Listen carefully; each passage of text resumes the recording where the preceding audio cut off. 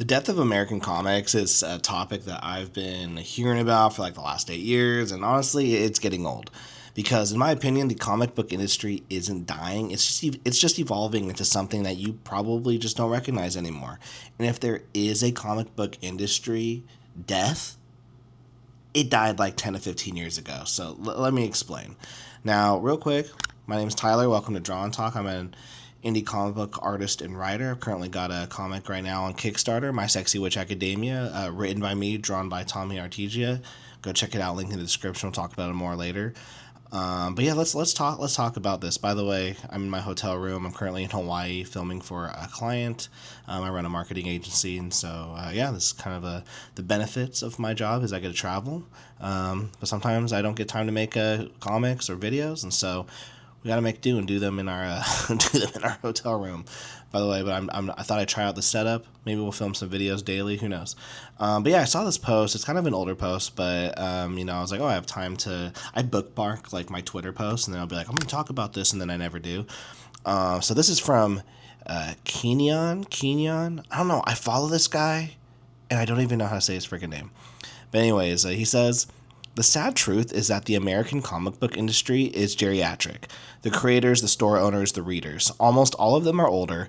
There is no next generation. They fled to manga and video games. Now it's just about managing the decline like the Rust Belt. And so, like, I have a couple opinions on this because I do agree with him like 90%. I mean, the whole model of the American comic book industry is it's completely outdated, and yeah, it is dying. Like, it is about managing the decline. One thing, though, to understand, though, at least for me, is, like, what does he mean by the American comic book industry? To me, the American comic book industry in this context is the floppy market. DC and Marvel putting out 20 to 30 page floppies. They send them out to Diamond. They sell them out to the local comic book store. You go every Wednesday, and then you go pick up the latest issue of Batman. And you can see with, like, Diamond filing bankruptcy, publishers losing constant sales, various buyouts of different publishers, comic book stores are closing like crazy. Readership has completely changed, and it's like, well, where has it changed? Where is it going? See, in my opinion, it should have been how the comic book industry should have been was you read your kid friendly comic, and then you find your more mature stuff. You read your fun stuff as a kid, your safe stuff, and then you read the more like mature stuff later. And what happened, in my opinion, with DC and Marvel is they stopped catering to the children. They stopped catering their comics. So they're, like, for example, I got into comics when I was 19, and my first like comic that I was like into was Scott Snyder's Batman with the New 52. And we'll talk about the New 52 later, but you had the Court of Owls storyline. You had the Death of the Family. Death of the Family was a really brutal storyline where you had Joker having his face cut off. He staples it back, and then he's going after the Bat family one by one. He's killing everyone. He has massive killing spree. There's no way that I would give, like, now that I'm a parent, there's no way that I would give my child. I can't think of one DC or Marvel comic book right now that I would let my kid read that's in like the main line. Maybe some of I did see they did like a Spidey and Friends comic book for Free Comic Book Day, but I mean, then I don't want to like have to take my kid to the comic book store every month to get the next chapter, and he's gonna read it and just go, okay, like, what's next? I gotta wait.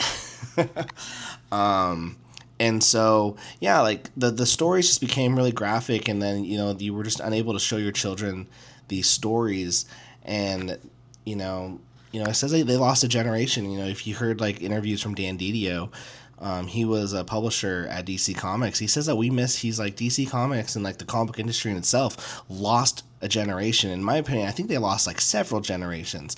And they tried to bring new readers in, and like with that New 52 initiative. And to be fair, like I was one of those people who was brought in with the New 52 initiative. I got all the ads, I saw the YouTube videos, and I was like, oh, like Batman. I like Batman. I know what Batman is. And then I started getting into the comics. And so, like New 52 worked on getting me, but I don't think it made that much of an impact to get more people. And what happened, 5 years later is I now read more manga than I do DC and Marvel books. So what happened? What happened? Like, what's happening? Where's the shift coming? Well, one, the comic book industry never adapted into the digital era, where you have the Shonen Jump app, you have the Webtoons app, Tapastic. They just never could figure out how to get their base readers into those apps, and it's because they're geriatric. It's because they're older. They don't want to read on their phone. They don't want to read on an iPad. Like, I was on an airplane coming to Hawaii, and I was reading comics on my iPad, and like, that's such a crazy thing for some of these old comic book fans to think of. Like, why would you? I mean, I honestly think that saying from Stan Lee, like, comic books look fine on a screen, but they're like boobs. I want to hold them in my hand. Like, I think that like that like quote, whether it's real or not, like, did like massive amounts of damage for the comic book industry, because it just created this belief that you can't read comics digitally, and when in all reality, actually, comics are perfect for digital consumption. They're perfect for digital consumption. So you had them not adapting to the digital age, but then you also had them not adapting to where the children were going. So like right here, right now, when I was at Barnes and Noble, this is the young reader section. This is where my kid is going to pick up his comics. They're 6x9 trade paperbacks. And if you see right up there, you'll see like 5 or 6 Marvel books. 3 of these are like new, and then the rest are like reprints of very old comics. When I say very old comics, like comics that were around in like the 80s, 70s, and 80s. And the problem with that is that the artwork just doesn't match with the rest of these more modern day books. And so a lot of the fans, they go, oh, well, that modern day art looks crappy. It's like, well, whether you like it or not, like, this is what the kids want to read. This is how the kids want to have these flashy, colorful, maybe more simple illustrations than the more like anatomy-driven comic books. And so, like, those Marvel books aren't moving in the kids section. Every one of these books are definitely moving. Like, you have Amulet, you have Dogman. Like, Dogman is reported to have sold around 60 million copies. And so this is a generation that the comic book industry absolutely missed because they were unwilling to adapt. And going back to there's a lot of reasons why. And I think one of the big reasons why they failed to adapt is they were too afraid to let a portion of their business die, and that was the local comic book store. It was these small business owners who they felt that they needed to keep alive. And you hear that saying, adapt or die. They weren't giving the store owners, they weren't letting the store owners die. The store owners were going to die no matter what. The store owners didn't want to adapt. Like, they would go to these conferences, they would say, we need to do this, when in all reality, they just didn't want to move the needle into what the next generation wanted. And so do I agree with Keenan?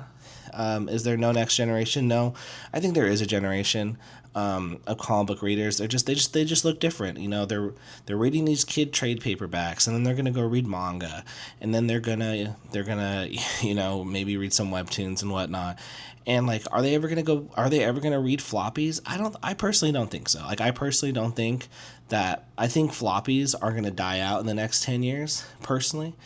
For the mainstream. Now, if you're an indie creator, absolutely do floppies. It's definitely something that's definitely like the most reasonable, affordable thing that you should do. I mean, I'm not bagging on floppies. I think I only bag it if I'm talking about the mainstream. I mean, gosh, as an indie creator, I'm doing floppies. Like, My Sexy Witch Academia is a floppy. It's like the affordable way for me to create this series. Now, could I be brave? Could I be brave and front the cash and be like, yeah, here, I'm going to do a trade paperback? Absolutely. I'm going to do that with my series, The Girl with the Mega Fist. Those are 200-page volumes. But for some projects like these, I like to release them chapter by chapter, and I think that's good. That's a good way to do it for an indie. However, I do think that it is going to get to a point at some point where maybe that's going to have to change, and I'm going to have to think about a more digital first approach and then trade paperback. But right now, we're just taking things one step at a time. So if you want to go check out My Sexy Witch Academia number 1, 2, and 3, the link is in the description of this video. Join sexy witches in their first year at Raven's Academy as they learn magic, make potions, and get out of naughty and dangerous situations. Like literally, that part actually like doesn't happen, but they do learn magic and they do make potions. So basically, the premise of the story is like Harriet Pope is a new student at Raven's Academy for Wizards and Witches. She also has a dark secret. She's the most powerful witch in the world, and she's being hunted. And so I wrote the story about a witch who is the most powerful witch. What do you do with that kind of power? How do you keep it a secret when you're being hunted? Like, how do you keep that secret from your friends, from the professors? And as well, she's on a mission to find the Chaos Shards, and what those are, you'll find out in this comic. So, man, I gotta talk really quietly in this hotel room, because I'm like, do I wake everyone up? I don't want to do that. Also, check this out. Like, I've got my hotel room key. That's my mic. Pretty sick, so, all right. That was cool. This was fun. Was this fun? Should we do more of this? Maybe I'll post another video tomorrow. We'll see how this one turns out. But thank you guys so much for watching. Remember, smash that like button, smash that subscribe button. Peace.